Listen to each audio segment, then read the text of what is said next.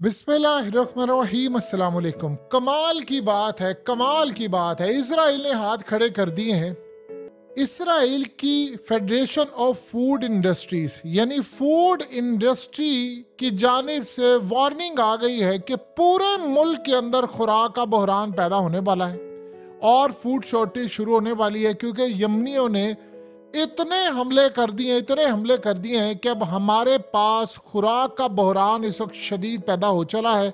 और अगर ये हमले ना रुके तो शायद गजा की तरह पूरा इसराइल कहत में मुब्तला हो जाएगा, क्योंकि ना तो कंटेनर्स हमारे पास टाइमली पहुंच रहे हैं, बहरान पैदा हो गया है।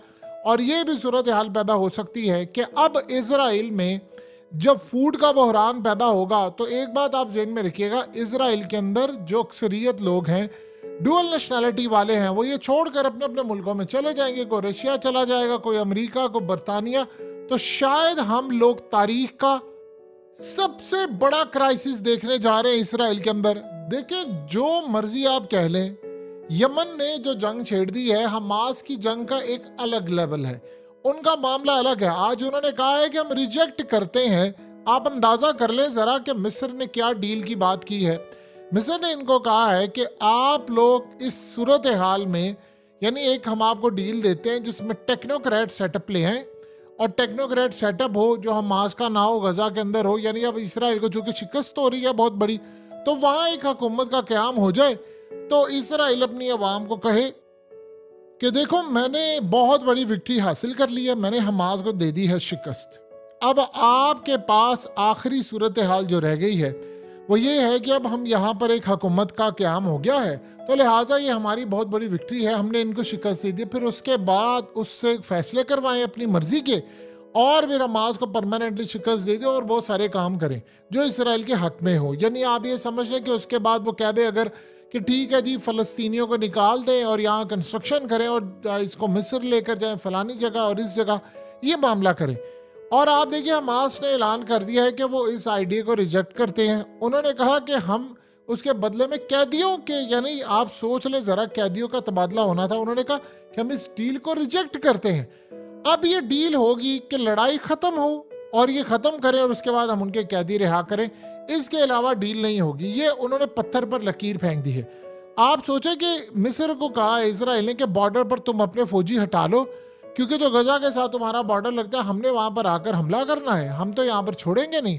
तो लिहाजा तुम इस सारी सूरत हाल के अंदर अगर पीछे नहीं हटे, हम तुम्हारे फौजियों को भी मार डालेंगे। उधर मीडिया के अंदर आया है कि उन्होंने कह दिया कि ये हमारी रेड लाइन है, आप ये काम ना करना। तो हमास से जो शिकस्त हो गई है वो तो आप सोच लें कि तबाही जो हो रही है इसराइल की, वो सारी की सारी अलग है।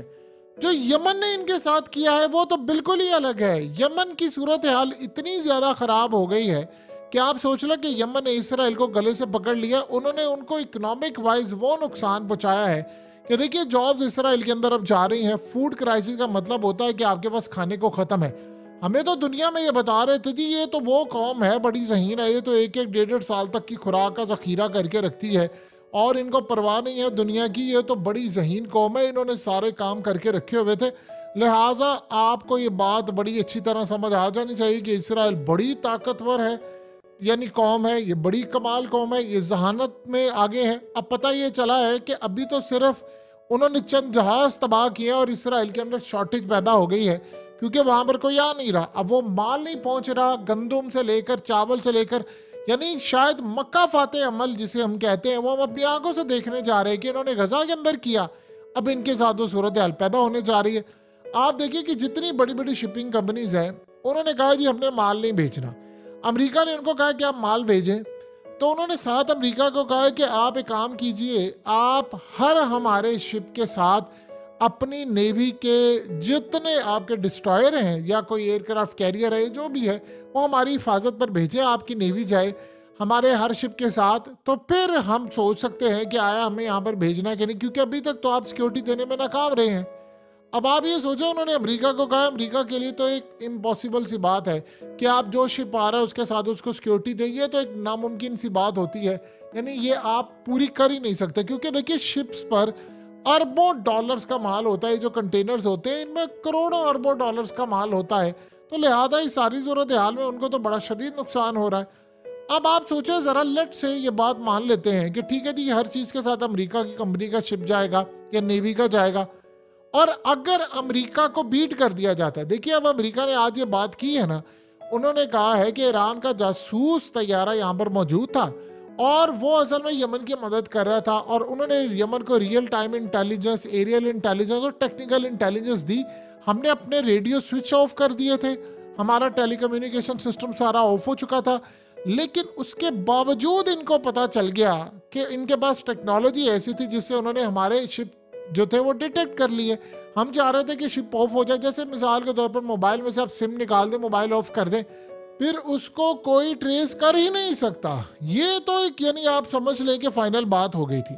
तो अब आप अंदाजा कर सकते हैं कि सूरत हाल क्या होगी, किस लेवल पर मामला होगा। अब आप ये सोचें कि अगर ये मामला हो गया तो अमेरिका के जो डिस्ट्रॉयर आएंगे ये बड़े बड़े शिप्स के साथ, उनमें से किसी एक डिस्ट्रॉयर को तबाह कर दिया गया और साथ में उस कंटेनर वाले शिप को भी तबाह कर दिया गया जो इसराइल के लिए माल लेकर जा रहा है, तो फिर बताइए कि इसराइल के लिए क्या होगा। इसराइल तो फिर मुकम्मल तौर पर तबाही का शिकार होगा। और यही असल में इस वक्त होने जा रहा है कि इसराइल की पोजीशन इतनी ज़्यादा वीक हो गई है कि उनकी फूड क्राइसिस पैदा हो रहा है। देखिए, उसके बाद इनको बहुत सारी चीज़ें इंपोर्ट करनी पड़ेंगी, वो तो एक चीज़ ही अलग है। जो यहाँ से इसराइलियों की हिजरत होगी वो तारीख की शायद सबसे बड़ी हिजरत हो जाएगी। देखिए, पाकिस्तान के हालात कितने ज़्यादा ख़राब हैं, लेकिन उसके बावजूद आप देख लें कि हर बंदा मुल्क छोड़ने को तैयार है। तो जब आप सोचें कि उन लोगों के पास वीज़ा ना हो और वो ट्राई कर रहे हो कि मुल्क छोड़कर जाएं, तो क्या मामला होता है। लेकिन इस सारे मामले पर अगर इनको हम देखें, इसराइलियों के पास, इनको तो वीज़ा की जरूरत नहीं है। ये मिसाल के तौर पर 16 लाख बंदे रशियन है, उनको कोई वीज़ा की जरूरत है, वो रशिया वापस जा सकते हैं। अमरीकी लाखों के हिसाब से वो कहेंगे ठीक है जी, जब बहरान ठीक हो जाएगा हम आ जाएंगे। तो अगर इसराइल के अंदर 30, 40, 50 लाख लोग निकल कर चले गए तो लड़ना किसने है? किन लोगों के लिए लड़ना है फिर आपने? अब इसराइल को ये बात हजम नहीं हो पा रही, वो परेशान है इस बात से। वो कह रहे हैं कि असल में इसका हम हल क्या निकालें, अगर ये हो जाएगा तो हमारे लिए तो फूड क्राइसिस पैदा हो जाएगा। ये अब तक का सबसे बड़ा इनके लिए मसला बना हुआ है कि हम कहाँ पर जाएं और कहाँ पर जाकर रुके। दूसरी जानिब आप ये देखिए कि जहाँ तक डील की बात है तो फिलहाल दूर दूर तक तो कोई डील होती हुई नजर नहीं आ रही। इसराइल का इशू इस वक्त ये पैदा हो गया है कि दिन कोई गुजर नहीं रहा जब इसराइल के अंदर, चाहे वो नॉर्दर्न हो, साउथ हो या किस जगह हो, वहाँ पर सायरन ना बजते हो, लोग पागल हो रहे हैं, रॉकेट ऊपर से आ रहे हैं, उनको समझ ही नहीं आ पा रही कि हम कहाँ पर जाएं। आप सोचें, जब 80 दिन के करीब हो जाएं और आप अभी तक ये चीज़ फेस कर रहे हो कि कभी भी आप बाहर निकलेंगे तो रॉकेट जो आपको तबाह कर देंगे, तो आप बताइए कि क्या सूरत हाल होगी। लाखों लोग इसराइल छोड़ चुके हैं और इतनी बड़ी तादाद में लोग इसराइल छोड़कर गए हैं कि मीडिया को इजाज़त नहीं है ये कवर करने की उनके साथ हुआ क्या है।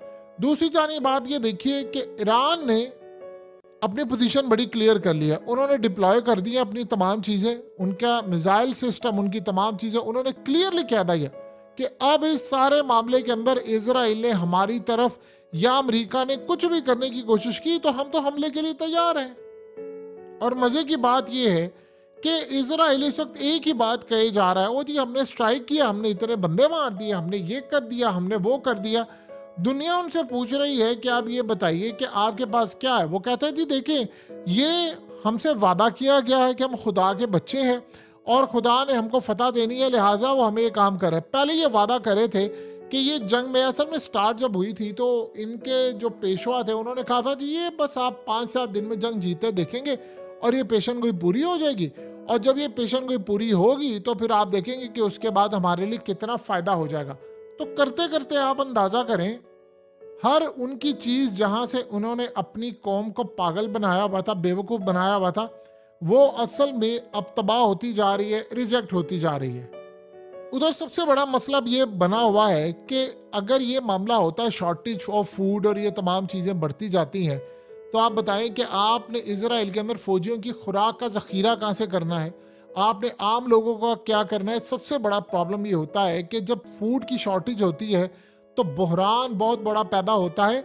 आपके मुल्क के अंदर सबसे बड़ा इशू ये होता है कि कीमतें जो है वो आसमान पर चली जाती हैं। पहले तेल के कंटेनर्स इनके मुल्क में नहीं जा रहे थे, अब खाने का बहरान इनके मुल्क में शुरू होने वाला है और इसके साथ साथ आप ये देखिए कि अभी ये मामला जब इस तरह के हैं कि जिसके बगैर इनका गुजारा नहीं होगा, यानी रॉ मटेरियल जो होता है, जो इंडस्ट्री चलाने के लिए होता है, जब आप वो भी माल नहीं भेजेंगे तो वो सारे का सारा माल रेड सी से आना है, ऊपर से आएगा, लेट होगा। और मज़े की बात ये है कि अगर ऊपर से आता है अफ्रीका की जानिब से तो भी इनके लिए प्रॉब्लम है। उसकी सबसे बड़ी वजह ये है कि वहाँ पर तो ट्रैफिक पहले से ज़्यादा हो चुकी है। एक लिमिट होती है जब आपने ट्रैफिक को लेकर चलना होता है, तो आपके पास अब रास्ता कोई नहीं बचा है। या तो आप चाइना को कहकर या इनसे डील कर लें, या आप कतर को कहकर डील कर लें, लेकिन आप ये सोचते रहेंगे कि जी हमने इनको मारना है, हमने ये करना है, तो ये सूरत हाल तो बिल्कुल नाकाबिले बर्दाश्त हो जाएगी। दूसरी जानिब आप ये देखिए कि हिजबुल्लाह के साथ इनकी जो लड़ाई है वो बढ़ती जा रही है। वो इतनी ज़्यादा लड़ाई बढ़ चुकी है कि इजराइल के अंदर बहुत ज़्यादा लोग हैं, यानी आप ये सोच लें कि उनके बहुत ज़्यादा लोग इस लेवल पर आकर काम करें इजराइल के अंदर कि उन्होंने फैसला ये किया है कि अब हमने अपना पैसा निकाल कर तो दूसरे ममालिक जाकर इन्वेस्ट करना है, इससे पहले कि डुबो दिया जाए, क्योंकि उनकी जो स्टॉक मार्केट है वो भी क्रैश हो रही है। इसके अलावा उनके बहुत सारे जो लोग हैं वो परेशान बैठे हुए हैं कि हम ये चीज़ों को मैनेज कैसे करें। देखिए, जंग जितनी बढ़ती जा रही है उतना इसराइल के लिए क्राइसिस टू क्राइसिस पैदा हो गया है। ये सारी मिथ थी कि जी वो गंदम का बहरान नहीं होगा, वो जी फलाना नहीं होगा, वो टेक्नोलॉजी के इस्तेमाल करके ये कर लेंगे वो कर लेंगे। पूरी दुनिया के अंदर वैसे ही आप जानते हैं कि क्लाइमेट चेंज की वजह से या क्लाइमेट क्राइसिस जो आया हुआ है पूरे वर्ल्ड के अंदर, उसकी वजह से खुराक का जो ज़ख़ीरा है वो हो नहीं पाया, बहरान पहले से ज़्यादा है। तो इसराइल को तो जिसने असल इशू ये है कि इसराइल को माल भेजना किसने है। जो बंदा माल भेजेगा कंटेनर में, या तो आप ये कह लें कि भाई कोई नेचुरल चीज़ हुई है तो माल जा नहीं रहा, तो माल उन तक पहुंचने दिया नहीं जा रहा। ये असल कहानी है कि जो उनको माल देगा इसराइल के अंदर उसको तबाह कर दिया जाएगा। आप बताइए कि कौन सी कंपनी होगी जो इतना बड़ा रिस्क लेने को तैयार होगी कि जी हम इसराइल के अंदर माल भेजेंगे और फिर हमारी सूरत हाल बेहतर होगी। अमेरिका ने असल में ईरान को कहा है कि आप यमन को समझा लें। अमेरिका खुद असल में फेल हो चुका हुआ है, वरना आप देख लें कि अमेरिका के अंदर जो भी इस वक्त डिबेट चल रही है, असल में अमेरिकी इस्टेब्लिशमेंट इस जंग को लड़ इसलिए नहीं रही। वो कह रहे हैं कि इसका मुकम्मल तौर पर नेगेटिव इम्पैक्ट जाएगा इलेक्शन के ऊपर। देखिए, चाहे आप जो मर्जी कह लें, इलेक्शन को आप धांधली ज़्यादा कर सकते हैं, लेकिन जब अवाम एक बहुत बड़ी तादाद के अंदर वोट डालने निकलते हैं तो जो बाइडन तो क्या और कोई भी आगे होकर बढ़कर इतनी धांधली नहीं आप कर सकते कि आप पूरे का पूरा इलेक्शन ही वन साइडेड कर दें और लोग वहाँ पर इलेक्शन के लिए वोट डाल रहे हैं और पता ये चले कि ये काम हो गया। ऐसी सूरत हाल नहीं। वैसे भी देखिए, ट्रम्प के जो हामी है या इस वक्त जो मामला है वो लोग बड़े पक चुके हैं अमेरिका के अंदर। वो कह रहे हैं कि जी पहले भी आपने हरकत की थी, वो चुप रहे थे। इस दफ़ा तो बहुत बड़ी तादाद के अंदर आप देखें जो बाइडन की इस वक्त अप्रूवल जो रेटिंग है वो तकरीबन 34% आ गई है। ये अमेरिका के अंदर इस लेवल पर रेटिंग नहीं आती, यानी सिर्फ 34% लोग इस वक्त समझते हैं कि जो बाइडन मेंटली तौर पर, फिजिकली तौर पर और पॉलिसीज वाइज एक फिट प्रेसिडेंट है। तो वहाँ पर वो कह रहे हैं, इनको मना कर रहे हैं कि आप ये काम ना करें, बताएं वो कैसे भेज सकते हैं। और वो भी तब देखिए, असल कहानी ये होती है कि अगर इनकी इंटेलिजेंस एजेंसियों ने इनको कुछ सही रिपोर्ट दी होती या इनकी इंटेलिजेंस एजेंसियाँ इस काबिल होती तो फिर शायद हम ये बात समझ सकते थे कि ये लोग इस सारे मामले के अंदर फूड क्राइसिस का ख्याल रखेंगे। इनको पता चलेगा कि फूड की शॉर्टेज नहीं होगी। इनको तो ये तक नहीं पता था कि यमन आउट ऑफ सिलेबस आ जाएगा। ये तैयारी करके बैठे हुए थे हमास की। और मज़े की बात है कि हमास की भी जो तैयारी है वो इन्होंने पूरी नहीं की हुई थी। अगर ये तैयारी ज़्यादा करके बैठे होते तो इनको पता होता कि उनका मामला क्या, उनका लेवल क्या। ये असल में इस बात को अंडरस्टैंड नहीं कर पाए। अब ब्लेम दे रहे हैं वो अमेरिका पर दे रहे हैं। इसराइल अमेरिका को कह रहे हैं कि जी अमेरिका बददिल हुआ पड़ा है, अमेरिका ने लड़ाई नहीं करनी थी, वो उनको जोर दे रहे हैं। दूसरी जानिब इनकी सूरत हाल है, ये तो मुकम्मल तौर पर तबाही का शिकार हो चुका है अमेरिका।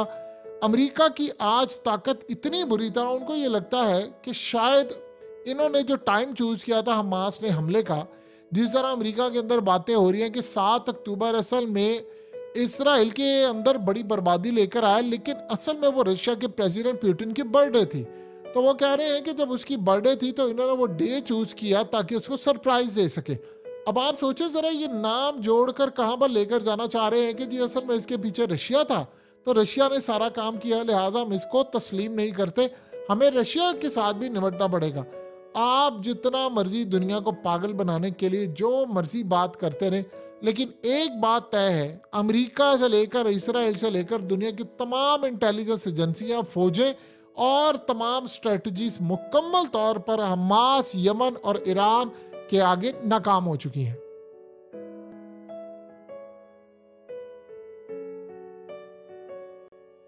हकीकत टीवी को सब्सक्राइब करना मत भूलें, वीडियो को लाइक करें, शेयर करें और कमेंट सेक्शन में अपनी राय का इजहार ज़रूर करें।